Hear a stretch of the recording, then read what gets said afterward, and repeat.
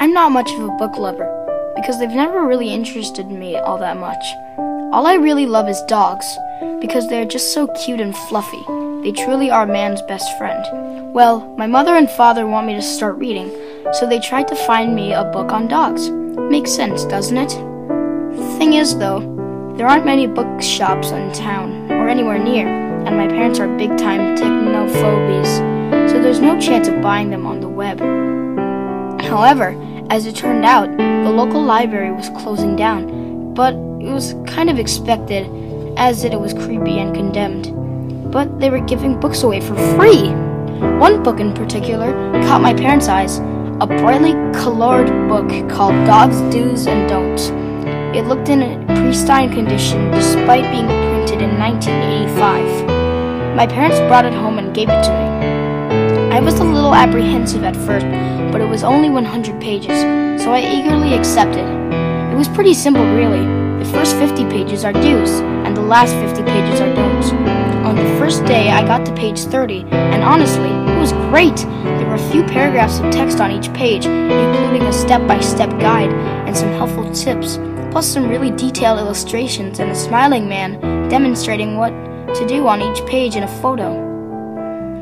Some of things in here were really useful, like perfect foods, games to play, and tricks to teach dogs. Eventually, I was on page 49, but then I got tired, so I went to sleep.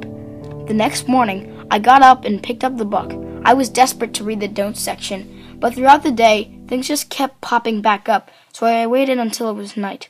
I lay in my bed and opened the book. However, I wish I hadn't. The book had the same smiling man and the same illustrations, but what they were depicting was truly vile. One was of a dog being pulled inside out through its anus. Another was the smiling man having intercourse with the dog, and another was the man boiling the dog with the same sick smile. I felt like I was gonna be sick, but at the same time, I felt compelled to read every last page. As I went along, it got worse and worse. The smiling man was pulling a dog's eye out and eating parts of it, still smiling. Skinning was depicting as well. Not only that, there were tortures that only the most insane and twisted man could possibly think of. I was so relieved that now I was finally on page 99. I was so glad, because once I had finished this effed up book, I would get rid of it forever. I was just finishing a section on some sort of marrow removal when I turned to page 100. So glad to think after this page it would finally be over. Then I saw what it said in the last page.